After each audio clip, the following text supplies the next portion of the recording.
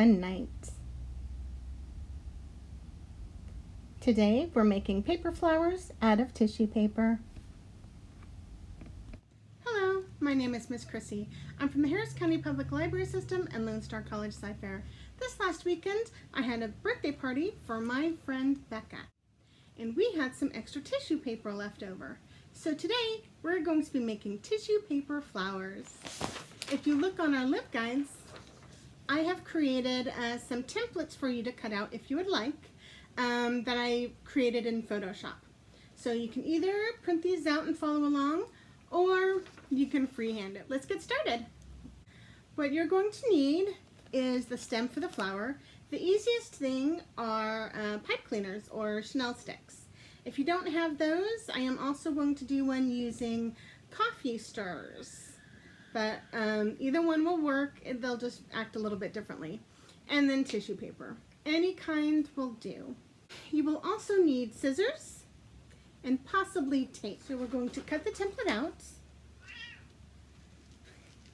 And if it's not perfect, that's fine. In fact, instead of cutting out the whole template, I'm actually going to be cutting out only half, because I'm going to fold my paper in half, so I only have to do half as much work. So you'll notice for this one, I cut these two exactly the way that they were supposed to, and these I cut right down the half. So I'm going to take my tissue paper,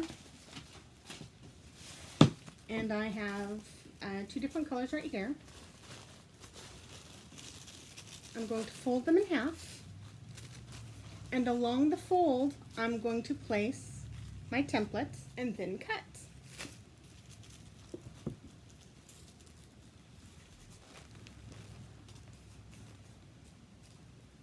Next time, I am likely going to only cut, next time likely I am going to fold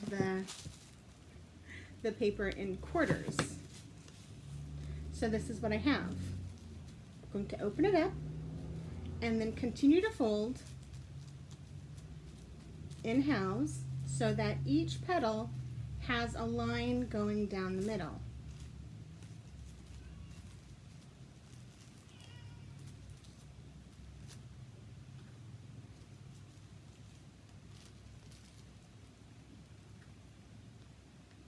Each line going down the middle. I'm then going to take my chenille stick, give one to the cat, and twist a little curlicue at one end. This is going to make sure that your paper stops. Then I'm going to press it down into the middle.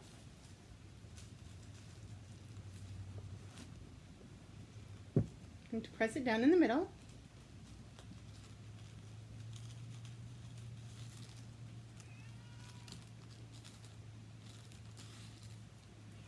And then all the way up until it stops. Then I'm going to do the same with the second one. Poke a hole down the middle. For me, I hold it between two fingers and then push between them. And then pull it up. And I make a circle with my hands, with my fingers, and gently surround it and squish a little. And there we have our first flower.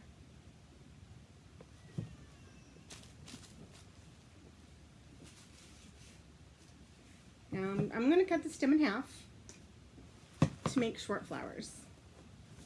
The next flower, I'm going to use the same two colors. I'm going to cut a circle.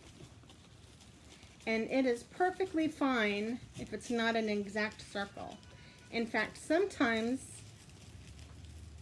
the shapes get really cool if you don't do them in exact. So again, curlicue it up. This time I'm going to go through two at once. I hold it between my fingers like this and poke a hole through the middle, and I'll stop. Then I run it through my fingers and squish. It'll look like that. Keep doing this with lots of different ones. You can use different colors, you can use the same colors. Keep going and we'll catch up. The way I make most of my circles is to keep the scissors still and make the cutting motions and turn the paper with the other hand. It gives a pretty good circle. And just remember to do a couple layers at a time or just one at a time and squish between them. And this is a sort of a carnation one. And this one is just using circles. The more circles you use, the fluffier it gets. Just fluff it at the end and you've got your first flower. For the next one, we're going to start with circles again. Remember, try to keep your scissors still and just move the paper. We will be making tiny cuts all along the circle. You can make them as long as you'd like. Just be careful you don't get too close to the middle, otherwise it can cause it to just break off. This gives your carnation a different sort of look. This time, instead of doing them one or two at a time, I'm doing a bunch at a time. You can tell that even though you can do it this way, it makes pulling the chenille stem through a lot more difficult. Another plus to doing them one or two at a time versus a whole bunch of them at once is that your sections will be slightly off so that it will look more natural. The next one we're only going to cut a couple of layers instead of a whole bunch of them, because this one isn't necessarily one that I want fluffy. For ones that you want them to be more defined, you're going to use fewer. I have also used regular paper for this instead of tissue paper to make sturdier flowers. It comes out okay. Don't forget to crease the petals to make sure that they fall a bit more naturally. And also for this one, I'm going to be putting them on one at a time. One of the reasons I started making paper flowers was to put on presents because I couldn't really afford pretty bows, but I usually could find scraps of paper around. And so that's when I started making paper flowers. But they do actually make for some really pretty decorations on gifts. For this next flower, I'm not being careful at all at how I'm cutting it. So it's just very super haphazard in how I'm cutting this particular one. And this is the one that I'm going to put on the coffee stirrer. Since coffee stirrers are hard plastic, I can't turn one of those into a little curlicue to stop the paper. So I'm just using some regular old tape. That'll keep the flowers from flying off the end. And like all the others, I just push it through and give it a little creasing with my fingers. I have made paper flowers with straws. I've made paper flowers with little wooden sticks. Really, if you're creative, you can pretty much make them out of anything. One of the benefits about using the coffee filter versus the chenille sticks is that it is really easy to puncture through the tissue paper, so it makes that part go a whole lot faster. One of the neat things about the haphazard way of cutting through them is that the flower actually looks pretty good at the end of it because not all flowers are perfectly exact. Maybe try using some wild color combinations for it since it's a little crazy itself.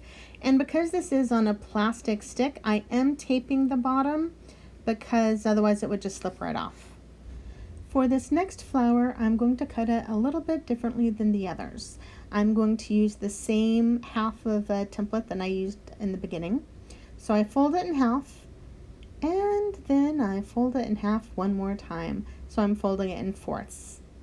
And to make sure that I get this exact, I'm going to take the template, because I'm not going to reuse this particular one, set it on it, and fold it over. And then I will cut around the edges and it'll give me a really nice cut. Since this is another flower that I really want a nice look of definition, I am only going to use 2 pieces of tissue paper instead of a bunch. So when I open it up, I already have a couple of the creases done, and then I will continue to fold it tip to tip to make sure that all of the petals get a nice fold in the middle. It's already beginning to look a little bit like a tiger lily. And if you'd like to, before you put the chenille stick in, you can add some dots on it with a Sharpie. I didn't do it this time because I'm focusing more on just the folding of the flowers. On this flower, there are only 3 petals, and this is another one that I am only doing 2 layers of tissue paper with. Of course, your flower, you can do whatever you want to. There's really no wrong way to do it, just so long as you're happy with how it turns out. So after I get done cutting it, I'm going to go ahead and fold all the petals like I've done with the others, just a crease down the middle of them. Be careful with this one because there's not a whole lot of room left in the middle. So be careful putting in the chenille stick in the middle. You can do it one of 2 ways. You can already have the 2 layers separated, or you can separate them while they're on the stick. Just be aware that if you choose this method, like I did, it is really easy to rip tissue paper. So be very gentle and very careful. Or you can move them to their correct positions before you put them through. Earlier in this video, I did one with haphazard cuts with the scissors, but those were nice rounded edges. This one were just a bunch of sharp, straight cuts. So I thought I'd let you see how they would look, how different they look from the rounded edges. They, I think, are both cool ways to do it. Just make sure that you put them on one at a time instead of a bunch at a time. It will give the flower more dimensions because the paper won't be sticking to each other. And to keep this flower from slipping, I am using a piece of tape. You can also use a piece of colored cardstock that you've cut to look like a tiny little petals at the bottom, or even just a circle, and pull it up the same way you did the other ones, and it'll keep it in place. Fluff the flower up a little bit, and you have created your own unique flower. I will be cutting the next flower different than I've cut all the rest, just to give you an idea of the different kinds of things that you can do. So I take my 2 squares of orange paper and I fold it in half. Then I'm going to get my template, and I didn't bother about cutting this one out exact. I'm leaving it just as it is.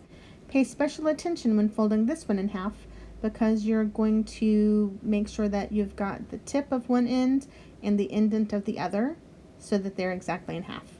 And then where the tissue paper folds, I'm going to tuck my template around it.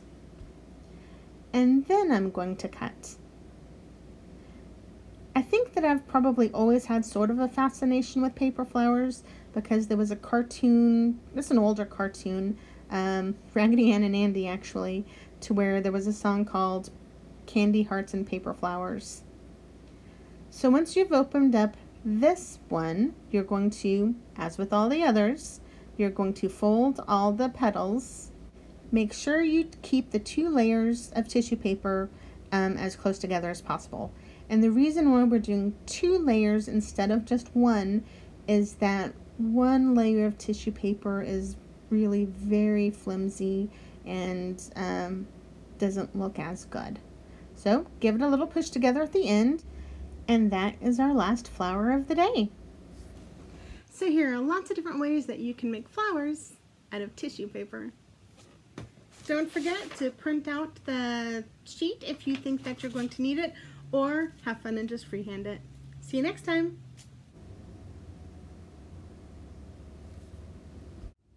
If you'd like to see more programs by our Kids Corner staff at Sci-Fair, please check out our LibGuides. And hit the thumbs up button to like, and please share. See you next time. Bye. Bye.